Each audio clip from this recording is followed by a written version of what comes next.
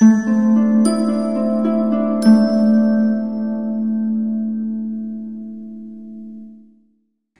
and welcome to our third and last session of question paper discussion of 3rd Sem BA BSc Calicut University, course title being Poetry in Hindi. In our previous two revisions, we have already discussed Kabir, Sur, Tulsi, Maithili Sharan Gupta, Suryakant Tripathi Nirala, Nagarjun or Sachidanand Hiranand Vatsyayan Agge. Today we will be discussing questions related to four contemporary poets. Arun कमल की कविता पुतली में संसार, ज्ञानेंद्रपति की कविता बीज व्यथा, अनामिका की कविता बेजगह और जयप्रकाश करदम जी की कविता मेरे अधिकार कहाँ है. ये चारों कवि अपने समय के कवि हैं. ഇപ്പോഴും സജീവമായി എഴുതിക്കൊണ്ടിരിക്കുന്ന കവികളാണ്. അതുകൊണ്ട് തന്നെ സാഹിത്യ ലോകത്ത് ഈ കാലഘട്ടത്തിൽ നടക്കുന്ന ചലനങ്ങൾ അവരുടെ കവിതകളിൽ കൃത്യമായി പ്രതിഫലിക്കുന്നുമുണ്ട്. അരുൺ കമലിൻ്റെ പുത്ലി മേ സൻസാർ എന്ന കവിതയുമായി റിലേറ്റ് ചെയ്യുന്ന ക്വസ്റ്റ്യൻസ് ആദ്യം എടുക്കാം. Part A question 11.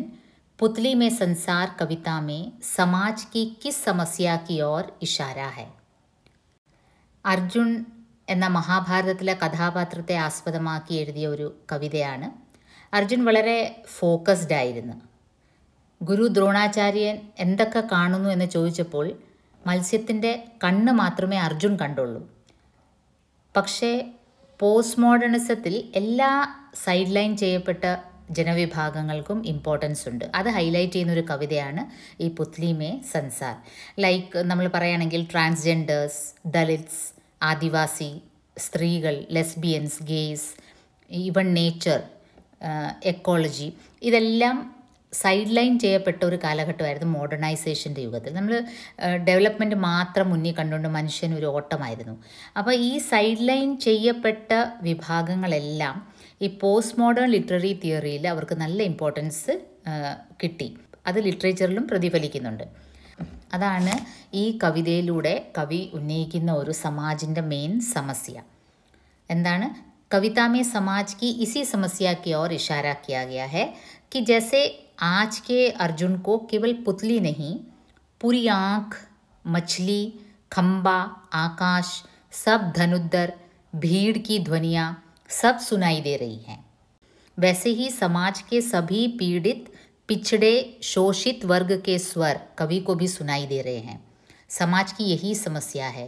ഈ സമൂഹത്തിൽ നിലനിൽക്കുന്ന ഇൻഇക്വാലിറ്റി, അത് ജെൻഡർ ബേസ്ഡ് ആയാലും അത് എക്കോണമി ബേസ്ഡ് ആയാലും അതെല്ലാം പ്രതിഫലിക്കുന്ന ഒരു സമൂഹമാണിത്. അതാണ് സമാജിൻ്റെ സമസ്യ.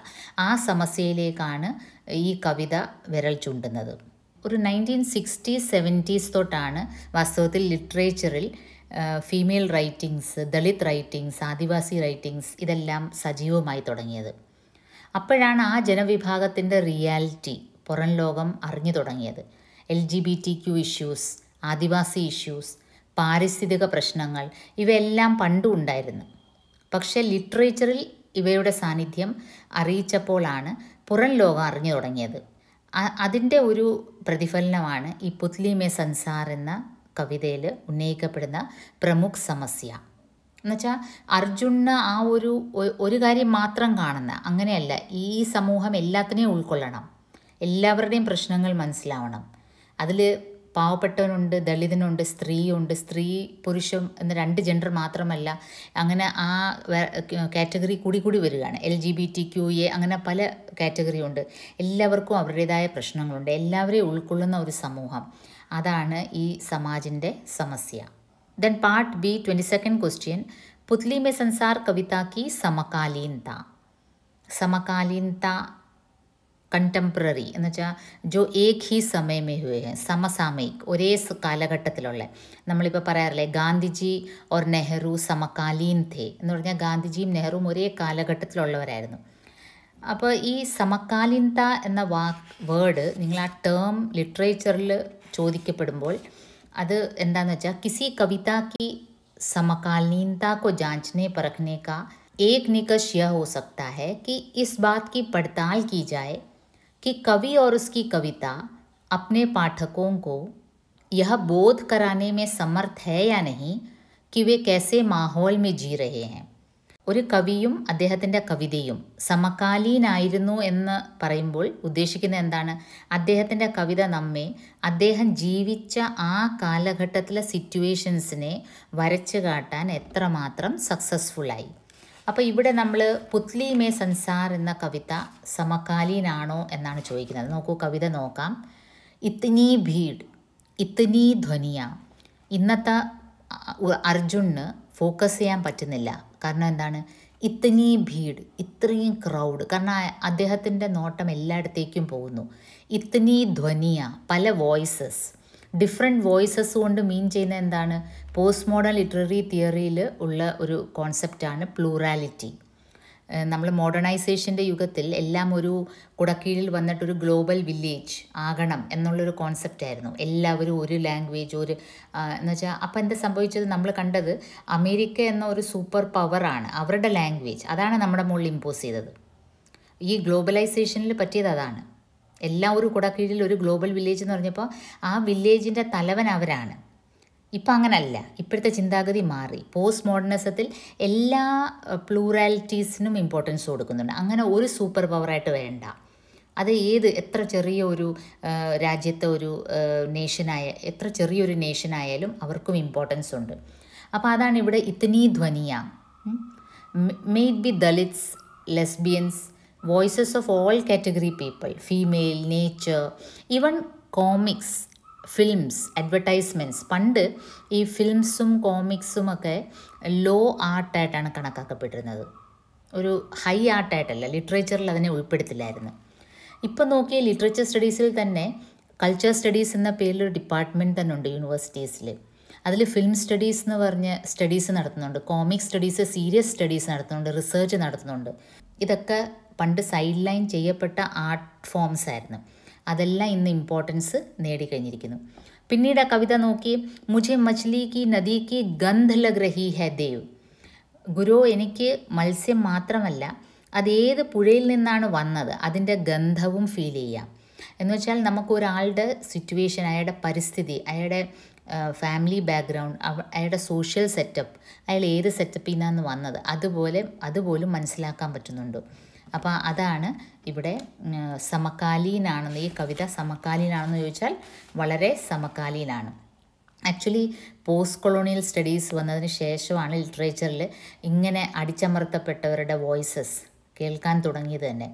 അതിന് നമ്മൾ കടപ്പെട്ടിരിക്കുന്നത് വാസ്തവത്തിൽ കുറച്ച് അക്കാഡമിഷ്യൻസാണ്. അതിൽ ഗായത്രി ചക്രവർത്തി സ്പിവാക്ക് എടുത്തു പറയേണ്ട ഒരു പേരാണ്.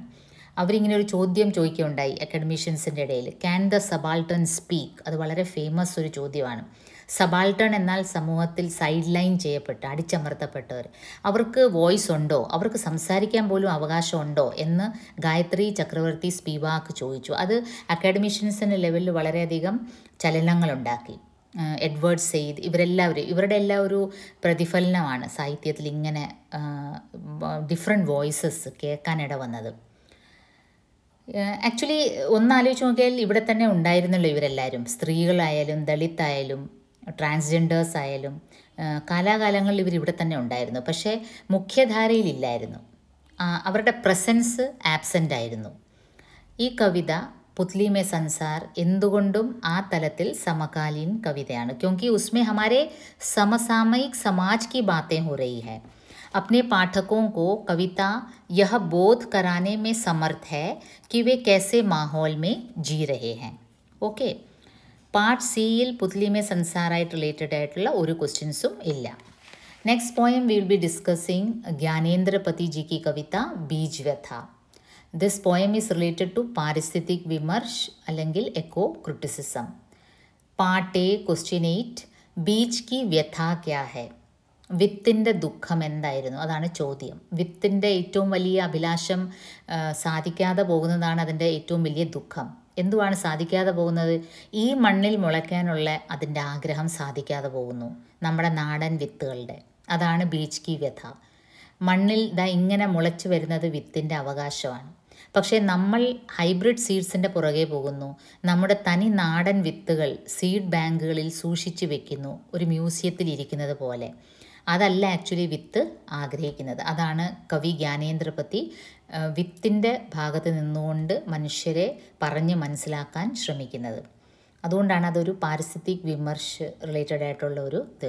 പരിസ്ഥിതിക്ക് ദോഷം ചെയ്യുന്ന ഒരുപാട് കാര്യങ്ങൾ നമ്മൾ ഹൈബ്രിഡ് വിത്തുകൾ കൊണ്ടുവരുന്നത് വഴി നമ്മൾ ഒരുപാട് pesticides, over use of water, over use of fertilisers, ഇതൊക്കെ നമുക്ക് പരിസ്ഥിതിക്ക് ദോഷം ചെയ്യുന്ന കാര്യങ്ങളാണ്. പാർട്ട് ബി ക്വസ്റ്റ്യൻ 18, ബീജ് കി വ്യഥാ കഥാ കാ സന്ദേശ് ക്യാ ഹെ? എന്തുവാണ് ഈ ഒരു സന്ദേശ്, ഒരു മെസ്സേജ് തരുന്ന എന്താണ് ഈ കവിത? ഈ കവിത പാരിസ്ഥിതിക് ചേതന ഉളവാക്കുന്ന ഒരു കവിതയാണ്. ചേതന മീൻസ് കോൺഷ്യസ്നസ്, നേച്ചറിനെ വർണ്ണിക്കുന്നത് കാലാകാലങ്ങളിൽ ലിറ്ററേച്ചറിൽ നടന്നു വരുന്നൊരു കാര്യമാണ്, പ്രകൃതിയെ വർണ്ണിക്കുന്നത്. പക്ഷേ വെറും പ്രകൃതിയെ വർണ്ണിക്കുന്നതല്ല, ലിറ്ററേച്ചറിൽ ആ പ്രകൃതിയോടുള്ള നമ്മുടെ ക്രൂരത, അതിൻ്റെ ആ ഒരു ഇൻറ്റൻസിറ്റി കാണിച്ചുകൊണ്ട് അത് അരുത് എന്നുള്ള ഒരു കോൺഷ്യസ്നസ്, ചേതന നമ്മുടെ ഉള്ളിൽ ജനിപ്പിക്കുന്ന ഒരു കവിത തന്നെയാണ് നമ്മൾ എന്ത് കവിത എന്ന് പറയുന്നത്? പാരിസ്ഥിതിക് ചേതന ഉളവാക്കുന്ന ഒരു കവിത എന്ന് പറയുന്നത്. ഈ കവിതയുടെ സന്ദേശവും അത് തന്നെയാണ്. ഇതും ഏകദേശം 1960s 70s തുടങ്ങിയ ഒരു കോൺസെപ്റ്റാണ്. ഒരുപാട് ഗ്രീൻ സ്റ്റഡീസ്, ഡീപ്പ് എക്കോളജി, അതുപോലെ എർത്ത് ഫസ്റ്റ് മൂവ്മെൻറ്റ്, അങ്ങനെ ഒരുപാട് മൂവ്മെൻറ്റ്സ് ഈ എക്കോ ക്രിറ്റിസിസത്തിലും ഉണ്ടായി. യൂറോപ്യൻ എക്കോ ക്രിറ്റിസിസവും നമ്മുടെ നാട്ടിലെ തേർഡ് വേൾഡ് എൻവയൺമെൻറ്റിസവും ടോട്ടലി ഡിഫറെൻ്റ് ആണ്. ഡീപ്പ് എക്കോളജിയൊക്കെ അവരുടെ കോൺസെപ്റ്റാണ്. അതെന്ന് പറയുമ്പോൾ അവർ പോപ്പുലേഷൻ കുറവാണ്, അവർക്ക് നാച്ചുറൽ റിസോഴ്സ് ഒരുപാടുണ്ട്. അപ്പോൾ അവർക്ക് ഡീപ്പ് എക്കോളജിയിൽ അവർ മരം ഒട്ടുമേ മുറിക്കാൻ പാടില്ല എന്നുള്ളൊരു കോൺസെപ്റ്റ് മുന്നോട്ട് വെച്ചു. പക്ഷേ തേർഡ് വേൾഡ് കൺട്രിയായ നമ്മൾ, ഏഷ്യൻ കൺട്രീസൊക്കെ ആണെങ്കിൽ നമുക്ക് ഒരു പരിധിവരെ മരങ്ങൾ മുറിക്കാതെ നമുക്ക് ജീവിക്കാൻ ഒക്കില്ല. കാരണം നമ്മളൊരു ഡെവലപ്പിംഗ് കൺട്രിയാണ്. അപ്പോൾ നമ്മുടെ തേർഡ് വേൾഡ് എൻവയൺമെൻറ്റലിസം ഡിഫറെൻ്റ് ആണ്. അപ്പോൾ അങ്ങനത്തെ സ്റ്റഡീസ് എക്കോളജി ലിറ്ററേച്ചറിൽ മിക്സായിട്ട് വരുന്ന സ്റ്റഡീസിൻ്റെ ഭാഗമായിട്ടാണ് ഈ രീതിയിലുള്ള കവിതകളും നോവലുകളും കഥകളുമൊക്കെ മുന്നോട്ട് വന്നത്. ഓക്കെ, മനുഷ്യൻ ഡെവലപ്മെൻറ്റിൻ്റെ പേരിൽ പ്രകൃതി എത്രമാത്രം ക്രൂശിക്കുന്നു എന്ന് മനസ്സിലാക്കി തരുന്ന അതിൻ്റെ എഗൻസ്റ്റുള്ള ഒരു അവയർനെസ്സാണ് ഇങ്ങനത്തെ പോയംസ്. ബീജ് വ്യഥയിൽ കവി ജ്ഞാനേന്ദ്രപതി ഒരു വിത്തിൻ്റെ ദുഃഖം വരച്ചു കാട്ടുകയാണ്. നാടൻ വിത്തുകൾ വളരെ കുറച്ച് വെള്ളം ഉപയോഗിച്ച്, ജൈവവളങ്ങളൊക്കെ ഉപയോഗിച്ച് സാമാന്യം നല്ല ഈൽഡ് തന്നിരുന്നതാണ്. പക്ഷേ മനുഷ്യന് എപ്പോഴും സർപ്ലസ് ആണല്ലോ ആഗ്രഹം. അതിൻ്റെ ഫലമായി ഹൈബ്രിഡ് സീഡ്സ് മാർക്കറ്റിൽ നമ്മൾ വളരെയധികം പ്രചാരത്തിൽ വന്നു. ഹൈബ്രിഡ് സീഡ്സ് അതിൻ്റെ ആധിപത്യം നമ്മുടെ മാർക്കറ്റിൽ സ്ഥാപിച്ചു. അവയ്ക്ക് ഈൽഡ് കൂടുതലാണ്, പക്ഷേ അതിനൊപ്പം തന്നെ ധാരാളം പെസ്റ്റിസൈഡ്സ്, ധാരാളം ഫെർട്ടിലൈസേഴ്സ്, ധാരാളം വെള്ളം, ഇവയൊക്കെ അതിന് വേണം. അത് ആ കവിതയിൽ എടുത്തെടുത്ത് പറയുന്നുണ്ട്. നാടൻ വിത്തുകൾക്ക് അല്പം വെള്ളം മതി, പക്ഷേ മറ്റുള്ളൊരു ഹൈബ്രിഡ് വിത്തുകൾ ബാത്ത് ടബിൽ കുളിക്കുന്ന അത്രയും വെള്ളമാണ് വേണ്ടത്. അപ്പോൾ ഈ പെസ്റ്റിസൈഡ്സിൻ്റെ അമിത ഉപയോഗം അവസാനം അതെല്ലാം കൂടെ സോയിലാണ് വന്ന് അടിയുന്നത്, അന്തരീക്ഷത്തിൽ കിടന്ന് കറങ്ങുന്നു. ഈ ഫ്രൂട്ട്സ് എല്ലാം നമ്മൾ കഴിക്കുന്നു, ഇതിൻ്റെ ഈൽഡെല്ലാം നമ്മൾ കൺസ്യൂം ചെയ്യുന്നു. അതനുസരിച്ച് നമുക്ക് ഒരുപാട് രോഗങ്ങളുണ്ടാവുന്നു. ഇതിൻ്റെയൊക്കെ എതിരെ ഒരു വശത്ത് വിത്തിൻ്റെ ദുഃഖം, മറുവശത്ത് അത് ക്രിയേറ്റ് ചെയ്യുന്ന ഒരു ആപത്ത്, ഈ ഹൈബ്രിഡ്സ് വിത്തുകൾ നമ്മുടെ സമൂഹത്തിൽ ക്രിയേറ്റ് ചെയ്യുന്ന ആപത്ത്, ഇതെല്ലാമാണ് ഇതിൻ്റെ സന്ദേശം. ബീജ് की व्यथा कथा का संदेश यही है कि हमारी अपनी ज़मीन में हमारे अपने बीजों को अंकुरित होने दो. कम पानी लगेगा, खाद भी कम लगेगा और कीटनाशियों की ज़रूरत भी नहीं पड़ेगी. ये कविता हमें जैव कृषि की ओर वापस आने और हमारे अपने बीजों को इस्तेमाल करने का संदेश देता है. बीजों को सुरक्षित रखने का ये जो हमारा तरीका था वो सही था. ഈ പിക്ചേഴ്സിൽ കണ്ടില്ലേ, ഈ വിത്തുകൾ പാകാനുള്ള വിത്തുകൾ സൂക്ഷിക്കുന്ന ചില ടെക്നിക്സ് ആയിരുന്നു, ട്രഡീഷണൽ ടെക്നിക്സ്. ഓരോ രാജ്യങ്ങളിലും ഓരോ രീതിയിലെ ടെക്നിക്സ് ഉണ്ടായിരുന്നു. എലിയും പെസ്റ്റും എല്ലാം ആക്രമിക്കാതെ ഈ വിത്തുകളെ കാലാകാലങ്ങളിൽ സൂക്ഷിച്ചു വെക്കുന്ന ഒരു ടെക്നോളജി ഉണ്ടായിരുന്നു നമുക്ക്. അത് മതിയായിരുന്നു നമുക്ക് എന്നാണ് ജ്ഞാനേന്ദ്രപതി പറയുന്നത്. അങ്ങനെ വെച്ച് നമ്മൾ ഒരുപാട് പെസ്റ്റിസൈഡ്സ് ഒന്നും ഉപയോഗിക്കുന്നത് വേപ്പിൻ്റെ ഇലയും വേപ്പെണ്ണയും ഒക്കെ തേച്ച് വെക്കുന്ന ഒരു ടെക്നോളജി ആയിരുന്നു. Okay, then part C, again no question from Beej Vyatha. ഈ ജ്ഞാനേന്ദ്രപതി നേച്ചർ ലവിങ് പോയറ്റാണ്. അദ്ദേഹത്തിൻ്റെ വേറെയും പല നദി ഓർ സാബുൻ, പ്യാസ കുവ, അങ്ങനെ ജലത്തിൻ്റെ പ്രശ്നം, ജലം ഒരു വലിയ ഇഷ്യൂ ആണല്ലോ. ജലം ഒരു വലിയ പാരിസ്ഥിതിക ഇഷ്യൂ ആണല്ലോ. അതിനെ ബേസ് ചെയ്ത് അദ്ദേഹം ഗംഗാ നദിയെ പറ്റിയൊക്കെ ആ ഗംഗ വാട്ടർ പൊല്യൂട്ട് ആകുന്നതിനെ പറ്റിയൊക്കെ ഒരുപാട് കവിതകൾ ജ്ഞാനേന്ദ്രപതി രചിച്ചിട്ടുണ്ട്. Moving on to a next poem Bejagah, a female poet, Anamika, who created history recently by receiving Sahitya Academy Award. Sahitya Academy Award constitute ചെയ്തിട്ട് 65 വർഷത്തോളമായി. But it was a first time that a lady was receiving Sahitya Academy Award for poetry. Ladies വേറെയും receive ചെയ്തിട്ടുണ്ട് Sahitya Academy Award, but for poetry it was for the first time. So part A question 9, Anamika Bejagah कविता में किसके बारे में बताना चाहती है? किसके बारे में बताना चाहती है? ऑफ कोर्स स्त्रियों के बारे में, कि स्त्रियां अपनी जगह से गिरकर कहीं के नहीं रहते. स्त्रियों की अवस्था कटे हुए केश, कटे हुए नाखून जैसी है. ബേജക കവിതയിൽ അനാമിക എന്താണ് പറയാൻ ഉദ്ദേശിക്കുന്നത്? സമൂഹത്തിൽ സ്ത്രീയുടെ ഒരു സിറ്റുവേഷനാണ്, ഒരു പൊസിഷനാണ്. വെട്ടിയ നഖവും വെട്ടിയ മുടിയും പോലെയാണ് ആ ഒരു സ്ത്രീയുടെ അവസ്ഥ സമൂഹത്തിൽ. പാർട്ട് ബി ക്വസ്റ്റ്യൻ 16, ബേജക കാ പ്രതിപാദ്യ ക്യാ ഹൈ? പ്രതിപാദ്യ എന്ന ഈ ടേം നിങ്ങൾ ഫെമിലറൈസ് ആയിട്ടിരിക്കേണ്ടത് നല്ലതാണ്, കാരണം മിക്കപ്പോഴും ഈ ഒരു ടേം ചോദിക്കും. പ്രതിപാദ്യ എന്ന് പറയുമ്പം किसी बात को साबित करना, എന്തെങ്കിലും പ്രൂവ് ചെയ്യുക. विशेषकर कविताओं से संबंधित प्रश्न में पूछा जाता है कि कविता का प्रतिपाद्य लिखें. तब हमें बताना चाहिए कि उस कविता के माध्यम से कवि ने किस बात पर विशेष बल दिया है. അല്ലെങ്കിൽ എന്താണ് ആ കവി പ്രൂവ് ചെയ്യാൻ ഉദ്ദേശിക്കുന്നത്, ആ കവിതയിലൂടെ എന്താണ് കവി ഉദ്ദേശിക്കുന്നത്, അതിൻ്റെ കേന്ദ്രീയ ഭാവ് എന്താണ്, എന്തുവാണ് കവി ആ കവിതയിലൂടെ പ്രൂവ് ചെയ്യാൻ ശ്രമിക്കുന്നത്. What could be predicted from that poem, അതിൻ്റെ കേന്ദ്രീയ ഭാവ് എന്താണ് അത് പ്രതിപാദിക്കുന്നത്, അതാണ് പ്രതിപാദ്യ. ഇപ്പോൾ ഇത് ശ്രദ്ധിക്കുക, ഇത് എപ്പോഴും ചോദിക്കുന്ന ഒരു ടേമാണ്. കവിത നോക്കൂ. ഹമാരി സംസ്കൃത് ടീച്ചർ ഹമേ कैसा श्लोक पढ़ाती थी? अपनी जगह से गिरकर कहीं के नहीं रहते केश, औरतें और नाखून. एक स्त्री के नाते समाज में हमारा स्थान क्या है, यह हमने अपनी पहली कक्षा में ही जान लिया था. टीचर ने हमें पढ़ा लिया था. ഞങ്ങളുടെ സ്ഥാനം സമൂഹത്തിൽ എന്താണെന്ന് ചെറുപ്രായത്തിൽ തന്നെ ടീച്ചേഴ്സ് ഞങ്ങളെ പറഞ്ഞ് മനസ്സിലാക്കിയിരുന്നു. രാം പാഠശാല ജാ, രാധ ഖാനാ പക, രാം ആ ബതാശാ ഖാ, രാധ ഝാഡു ലഗ. ജെൻഡർ ഡിസ്ക്രിമിനേഷൻ്റെ ബാലപാഠം ആദ്യം സ്കൂളിൽ നിന്ന് ടീച്ചർ പറഞ്ഞു തന്നു. പിന്നീട് വീട്ടിൽ വന്നപ്പം അമ്മ എന്താ പറഞ്ഞത്? രാം പാഠശാല ജാ, രാധ ഖാനാ പക. രാം ബതാശാ ഖാ, രാധ ഝാഡു ലഗ. കവിത കാ മുഖ്യ പ്രതിപാദ്യ എന്തുവാണ്? സ്ത്രീകൾ പറയാൻ ഉദ്ദേശിക്കുന്നത് എന്താണ്? We are also humans, take us seriously. സമൂഹം കണ്ടില്ലേ എങ്ങനത്തെ സമൂഹമാണ്? സ്കൂളിൽ ചെന്നാൽ ടീച്ചേഴ്സ് പഠിപ്പിക്കുന്നത് എന്താണ്? സ്ത്രീയോं की अवस्था कटे हुए केश और कटे हुए बाल के समान है. വീട്ടിൽ വന്ന അമ്മ പഠിപ്പിക്കുന്നത് എന്താണ്? രാധ तेरा काम झाड़ू लगाना है या फिर भाई के लिए बिस्तर सजाना है. അപ്പോൾ ഇങ്ങനത്തെ സിറ്റുവേഷനിൽ നിന്ന് ഇൻ സന്ദർഭവും കോ പാർക്കർ, ഞാൻ വളരെ ബുദ്ധിമുട്ടിയാണ് ഞാൻ ഇവിടം വരെ പറന്നു വന്നത്, എന്നെ ദയവ് ചെയ്ത് തളർത്തരുത്. ഇതാണ് കവിതാക്ക മുഖ്യ പ്രതിപാദ്യം. ഈ കവിത बेजगह स्त्री विमर्श से जुड़ी कविता है. Female was always considered as the other sex, അല്ലേ, ദ ഇൻഫീരിയർ. ഒരുപാട് സ്ട്രഗിളിന് ശേഷമാണ് വിമൺ റൈറ്റ്സ് എസ്റ്റാബ്ലിഷായി കിട്ടിയത് തന്നെ. Virginia Woolf, Mary Wollstonecraft, Simone de Beauvoir, ഇവരെല്ലാം അങ്ങനെ ഒരുപാട് സ്ത്രീകളുടെ ഇച്ഛാശക്തിയുടെ ബലത്തിലാണ് സ്ത്രീകൾ ഇന്ന് ഇവിടെ വരെ എത്തിയിരിക്കുന്നത്. ഇപ്പോഴും ചില രാജ്യങ്ങളിൽ വാസ്തവത്തിൽ സ്ത്രീകൾക്ക് ഡ്രൈവ് ചെയ്യാനുള്ള അവകാശമില്ല. സ്ത്രീകൾക്ക് വോട്ട് ചെയ്യാനുള്ള അവകാശം ഈയിടെയൊക്കെയാണ് പല രാജ്യങ്ങൾക്കും കിട്ടിയത്. ഫിലിം ഇൻഡസ്ട്രിയിലും സ്പോർട്സ് ഇൻഡസ്ട്രിയിലും ഇപ്പോഴും പേ പാക്കേജ് ഡിഫറൻ്റാണ്, മെയിലിനും ഫീമെയിലിനും, ആണിനും പെണ്ണിനും. സമൂഹത്തിൻ്റെ ഇങ്ങനെയുള്ള ഈ ഒരു ജെൻഡർ ബയസിനെതിരെയുള്ള ഒരു ശബ്ദമാണ് അനാമികയുടേത്. അവരുടെ എല്ലാ കവിതകളും ഓൾമോസ്റ്റ് അനാമിക ഒരു ഫെമിനിസ്റ്റ് ആണെന്ന് പറയുന്നതിൽ ഒരു തർക്കവും ഇല്ല. ബേജഗ പോലുള്ള പോയം ഈ ഇങ്ങനത്തെ ആറ്റിറ്റ്യൂഡിൻ്റെ എതിരെയുള്ള ഒരു വോയിസാണ്. Part C again no question from Bejagah. Last poem is a poem written by a Dalit writer Jayaprakash Kardam, Mere Adhikar Kahan Hai. Dalit literature is always written for a purpose. What is the purpose? To make Dalit community aware of their rights and to evoke consciousness among the upper class people of what injustice they are doing to their fellow beings.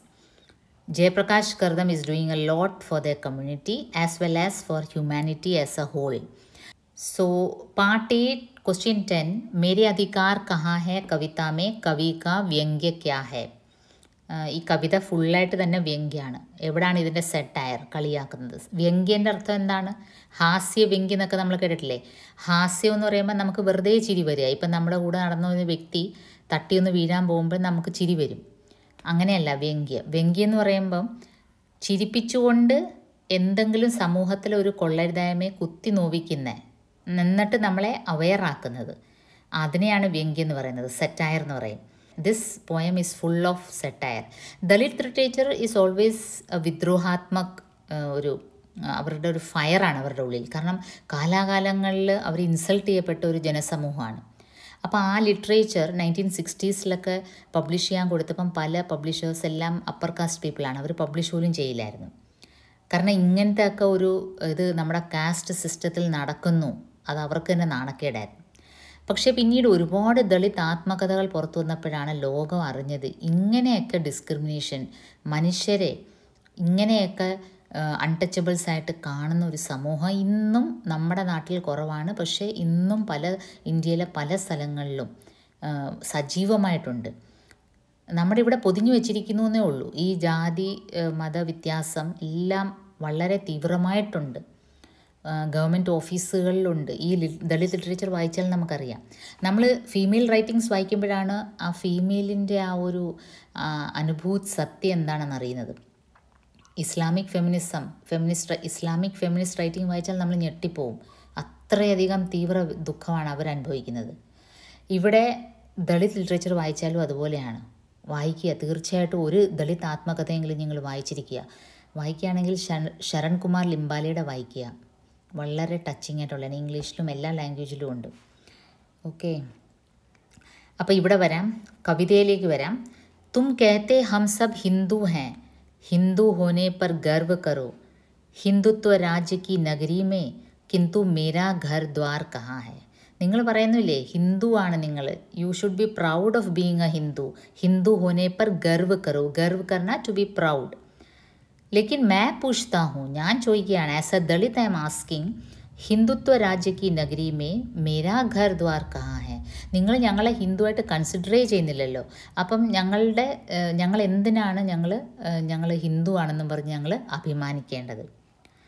പിന്നീട് കവിതയിൽ ഇങ്ങനെ പറയുന്നത്, തും ശ്രേഷ്ഠ Shudra may ബനാ രഹൂം, തുംകോ Saare Adhikar രഹേ, may വർജനാओं से ലദാ രഹൂം. നിങ്ങൾ ഭയങ്കര high cast, നിങ്ങൾക്ക് എല്ലാ സൗകര്യങ്ങളും. മേ ഹമേശ ശൂദ്ര ബനാ രഹൂം, തുംകോ സാരേ അധികാർ, എല്ലാ റൈറ്റ്സും നിങ്ങൾക്ക്. മേ വർജനാओं से ലദാ രഹൂം, ഞാൻ ഇല്ലായ്മകൾ കൊണ്ട് നിറഞ്ഞിരിക്കുക, നിങ്ങളെല്ലാം ഉള്ളവർ. ഇതിലെന്താണ് ഇക്വാലിറ്റി? ഇതിനെവിടെയാണ് നമ്മൾ ഈക്വൽ ആകാൻ പറ്റുന്നത്? എങ്ങനെയാണ് എനിക്കൊരു ഹിന്ദു ആയിട്ട് അഭിമാനിക്കാൻ പറ്റുന്നത്? ഇത് ഓർക്കുമ്പോൾ എനിക്കൊരു പോയറ്റ്, രാജേഷ് ജോഷി, ഒരു ഫേമസ് പോയറ്റിൻ്റെ ഒരു വരികൾ ഓർമ്മ വരുവാണേ. അദ്ദേഹം പറഞ്ഞത്, മേരെ മർനെ കെ ബാദ് അഗർ ലിഖാ ജായെ കहीं कि मैं हिंदू था तो लिखा जाए कि मैं शर्मिंदा था. എൻ്റെ മരണശേഷം എവിടെങ്കിലും എഴുതപ്പെടുകയാണെങ്കിൽ ഞാൻ ഹിന്ദു ആണ് എന്ന്. അപ്പോൾ അതിൻ്റെ കൂടെ ഒരു കാര്യം കൂടെ എഴുതിക്കോ, I was ashamed of being a Hindu. Hindu caste സിസ്റ്റത്തിൻ്റെ ഈ ഒരു കോംപ്ലക്സിറ്റിയെ ഓർത്ത് അദ്ദേഹം പറഞ്ഞതാണ്. ദെൻ അഗെയിൻ, തും ദൂദ് മലായി മേ നഹാओ मैं रोटी को मोहताज रहूं, तुम मालिक मैं नौकर ठहरा, फिर സമതാ കാ സംസാർ കഹാ. എവിടെയാണ് നമ്മുടെ ഇന്ത്യൻ കോൺസ്റ്റിറ്റ്യൂഷനിലെ പ്രിയമ്പിളിൽ ഇക്വാലിറ്റിയെ പറ്റി പറയുന്നുണ്ട്. എങ്ങനെയാണ് സമതാ കാ സംസാർ, എങ്ങനെയാണ് ഈ ലോകം എനിക്ക് ഈക്വൽ ആവുന്നത്? ക്യോങ്കി തും ഹമേഷ മാലിക് ഓർ മേ നോക്കർ ठहरा, ഞാൻ ജോലിക്കാരൻ, നിങ്ങൾ എപ്പോഴും യജമാനൻ. തും ദൂദ് മലായി മേ നഹാओ മേ റോട്ടി കോ മൊഹതാസ് രഹൂം. നമ്മുടെ ഇവിടെ നമുക്കങ്ങനെ സങ്കല്പിക്കാൻ പറ്റില്ല. പക്ഷേ മഹാരാഷ്ട്രയിൽ പല ദളിത് റൈറ്റിങ്സ് വായിക്കണം കേട്ടോ. അവരുടെ ആ ഒരു അവരുടെ ആ ഒരു വിഷമം, ഇല്ലായ്മയും പിന്നെ അതിൻ്റെ മുകളിൽ ഈ ജാതിയുടെ പേര് പറഞ്ഞുള്ള അൺടച്ചബിലിറ്റിയും അവരനുഭവിക്കുന്ന വേദനയല്ല. അപ്പോൾ അത് വെച്ചിട്ടാണ് ഈ ജയപ്രകാശ് കർദം റിയൽ ലൈഫിൽ ഒരുപാട് ആക്ടിവിറ്റീസ് ചെയ്യുന്നുണ്ട് ഈ ദളിത് കമ്മ്യൂണിറ്റിക്ക് വേണ്ടി. He has A YouTube channel of his own. ഈ പോയ അദ്ദേഹം അതിൽ അപ്ലോഡ് ചെയ്തിട്ടുണ്ട്, അദ്ദേഹം സ്വയം ചൊല്ലുന്നത്. പിന്നെ ഒരുപാട് ഇഷ്യൂസ് റേസ് ചെയ്യും അദ്ദേഹത്തിൻ്റെ കമ്മ്യൂണിറ്റിക്ക് വേണ്ടി. So again part B and C, no question from Mere Adhikar Kahan Hai. അപ്പം നമ്മളിവിടെ ഡിസ്കസ് ചെയ്തത് മോഡൽ ക്വസ്റ്റ്യൻ പേപ്പറാണ്. So we have come to an end of this discussion. ഇവിടെ നമ്മൾ ഡിസ്കസ് ചെയ്തത് മോഡൽ ക്വസ്റ്റ്യൻ പേപ്പറാണ്. പേപ്പർ പാറ്റേൺ ഫെമിലറൈസ് ആവാനാണ് നമ്മളിത് ചെയ്തത്. ഇവിടെ ശ്രദ്ധിക്കേണ്ട ഒരു കാര്യം, ഞാൻ ശ്രദ്ധിച്ചത് പാർട്ട് സിയിൽ എസ്സേ ടൈപ്പ് ക്വസ്റ്റ്യനിൽ 4 എസ്സേ തന്നിട്ട് 2 എണ്ണം എഴുതാനാണ് ഞങ്ങൾക്ക് വരുന്നത്.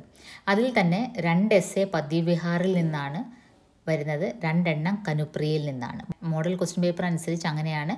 2 എസ്സേ പദ്യവിഹാറിൽ നിന്നും 2 കനുപ്രിയയിൽ നിന്നും. You can either attend 2 essay from Padyavihar itself or 2 from Kanupriya, അല്ലെങ്കിൽ 1 from Padyavihar and 1 from Kanupriya. എന്തായാലും 2 എസ്സേയാണ് ഞങ്ങൾക്ക് എഴുതാനുള്ളത്. പോയമെല്ലാം മനസ്സിലാക്കി പഠിക്കുക. ഓരോ പോയത്തിൻ്റെയും ആൻസേഴ്സ് എഴുതുമ്പോൾ അവരേതെങ്കിലും വിമർശമായിട്ട് റിലേറ്റഡ് ആണെങ്കിൽ അത് മെൻഷൻ ചെയ്യുക. ലൈക്ക് ഇപ്പം മേരെ അധികാർ കഹാ ഹെ അത് ദളിത് വിമർശാണ്, ബേജഗ നാരി വിമർശാണ്, ബീജ് വ്യഥ പാരിസ്ഥിതിക് വിമർശാണ്. അങ്ങനെ നിങ്ങളുടെ ക്രിട്ടിക്കൽ വ്യൂ പോയിൻറ്റും ഇൻക്ലൂഡ് ചെയ്യുക. Your answers should stand out from others. എല്ലാത്തിലും ഉപരി don't forget to mark the question numbers. Answers എഴുതുമ്പോൾ പലപ്പോഴും കുട്ടികൾ ഏത് ക്വസ്റ്റ്യൻ്റെയാണെന്ന് എഴുതാൻ വിട്ടുപോകും. സോ ഒരു റിക്വസ്റ്റ് കൂടി ഉണ്ട്, ദയവേത് യൂണിവേഴ്സിറ്റി എക്സാം കഴിഞ്ഞിട്ട് നിങ്ങളുടെ കമൻസ് പോസ്റ്റ് ചെയ്യുക. Was this discussion helpful for you? നിങ്ങളുടെ കമൻസ് എനിക്ക് വളരെ പ്രചോദനം നൽകുന്നതാണ്. അപ്പോൾ നമ്മൾ ഈ ചെയ്യുന്ന എഫേർട്ട് നിങ്ങൾക്ക് ഉപകരിക്കുന്നുണ്ടോ എന്ന് അറിയുന്നത് നിങ്ങളുടെ കമൻസിലൂടെയാണ്. അപ്പോൾ ദയവേത് നിങ്ങൾ എക്സാംസ് കഴിയുമ്പോൾ നിങ്ങളുടെ വിലയേറിയ കമൻസ് ഇടുക. We have come to an end to our question paper discussion. I will be uploading all the 3 parts together. So until we meet next time, bye and best of luck for your exams.